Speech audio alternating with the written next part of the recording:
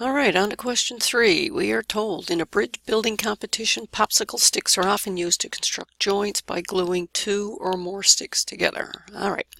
High school class performed an experiment to test several factors, including, all right, we got 4 types of glue, and there they are. 2 types of clamping, whether or not the popsicle sticks were glued and then clamped or not clamped. 2 types of color. I have no idea what that means. Whether that's red sticks versus blue sticks, I have not a clue. And and the number of sticks in the joint, whether you were gluing 2 sticks together or 3 or 4. All right, there's a whole bunch of stuff going on here. 12 batches of roughly 30 sticks were tested at various combinations. Data are found in the file called popsicle sticks. Okay. And we are asked to use the data in the stress column, determine whether there is a difference in the breaking strength of each glue. And the higher the breaking stress, the better the glue. Okay, so null and alternate hypothesis. We are considering the breaking strength, and basically what we're saying here is that the mean breaking strength of, what have I got here, hot glue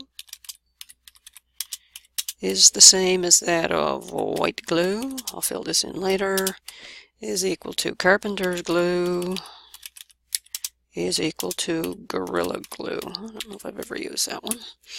All right, HA is at least one glue is different or has a different breaking stress.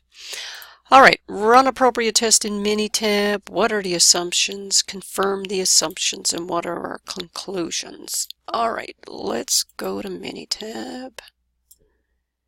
And we have the data here. Okay, so let's have a look. We have type of glue, and I'm assuming C is for carpenter. Oh, there's a ton of these. Let's just scroll down and see what we got. Oh, yeah. Right now. Yeah, okay. Jeez. Gazillion of them. We got carpenters, we got gorilla, we got hot glue, we got white glue. Okay, so we got 4 different glue here. All right, so we have glue is going to be my treatment or my factor, and we're asked to use the data in the stress file. Okay, so check the stress against the type of glue. All right, this is a NOVA situation, one way, data are all in one column, and the thing that was measured was the breaking stress or strength, I suppose, and a factor is the type of glue. All right, as usual, box plots we want, and we want 4 in 1. Let's do storage just in case. Residuals, say OK. All right, now things look weird there, but let's come back to that. All right, what do we got going on here? Does it look like there's a difference? That's the first question. And it somewhat looks like Gorilla Glue might have a higher breaking strength. Oh yes, and if we move my mouse over here, come on, you just did it. The mean breaking strength here is 957. This one is, what is it? 737. And these are smaller again, 535 and 648. So this one being at 9 something, it's possible this one is significantly different. Okay, but we do have some issues here. Are the data in each group normal? Well, these are certainly not normal. This has an outlier, so it's probably not going to be normal. This looks very skewed, and this one looks okay. So my box plots are showing non-normal data that could impact my results. All right, let's look at our residual plots. This looks weird. I got a bit of curvature going on here. I will run a Ryan joiner on these because they do look weird to me. As for the spread in the groups, well, this is the spread of one group, and I gotta tell you that does look a bit bigger than the spread in this group or this one. So I do think we violated the equal variance assumption.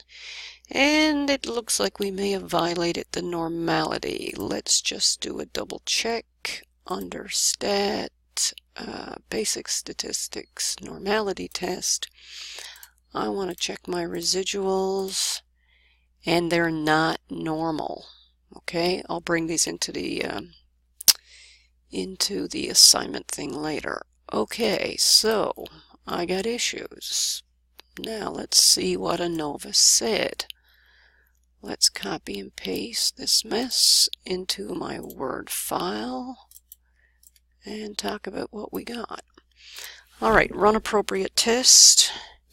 Here it is, and again I gotta go turn off all that craziness. Okay, that's what I'm focused on right there, that p-value. What is it and what does it tell me? Okay, that p-value is 0. And if that p-value is 0, it means we are rejecting this statement, and not all these glues perform the same. And if I had to lay money on who's different, it's probably going to be Gorilla at 957 here as the average.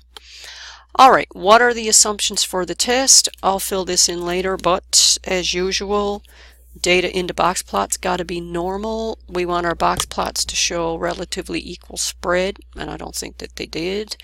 We want the residuals to be normal, and we want the residuals to show equal variance. And then, of course, we're also assuming that, I don't know, the popsicle sticks or something were chosen randomly and independently. Alright, confirm whether these assumptions are met with plots. We got issues with those, and I'll fill that in later. What are your conclusions for the test? Well, I'm simply making my conclusion based on my p-value. My p-value was 0, which means I'm going to reject null, and I'm concluding there is a significant difference in these glues. Alright, which then brings us to the next thing. If there is a difference in the glues, which glue performs the best? Is there a glue that's worse? If so, what is it? Alright, for that we go back to our Minitab, because now that we've determined there's a difference, we have to prove where the difference is with the Tukey test. So ANOVA one way, everything stays the same, except I'm going to go in and turn off my box plots because I don't want them poking up again. And I'm going to the comparison tab, hit the Tukeys, say OK, and OK. Alright, now what have I got? First of all, I got this, and I'm going to copy that into my Word file. So there's that. And hold your horses. I'm going to copy my interval plot, and we'll talk about it.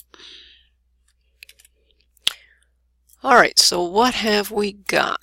Let's scroll up and look at this.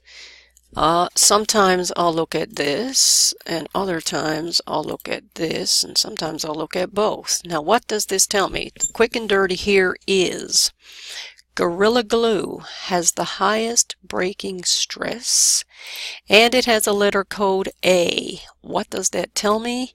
That tells me Gorilla Glue is different from Carpenter's white or hot glue, because that letter code A is not being shared by the rest.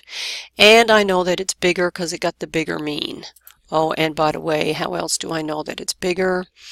Because when I look at these intervals, Gorilla in comparison to Carpenter's glue, this is a positive. All numbers in here are positive, which means Gorilla gives me higher breaking stress than Carpenter's glue. And I got two others here. Hot glue minus Gorilla gives me all negative. The only way I can get negative differences is if Gorilla gets me higher breaking strength than hot glue. And same thing going on here when I compare Gorilla to white glue. All negative numbers, Gorilla must be higher than white. Okay, so which glue is best? Gorilla Glue is the best. And the question also asked me, is there a glue that is the worst? Well, no, because hot glue and white glue both share a letter code C. So even though hot glue has the lower average breaking stress, it is not statistically significantly different from the white glue. So I can't really say that one of these is the worst. Really, all I'm getting out of this is that Gorilla Glue is the clear winner. All right, I'll finish this off and post that.